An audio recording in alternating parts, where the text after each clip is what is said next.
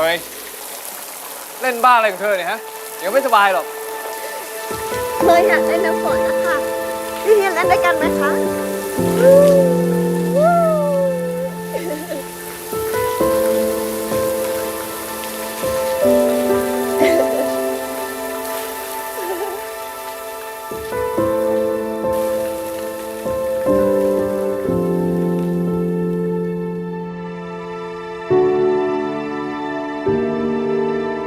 ฉันเคยเชื่อสนิท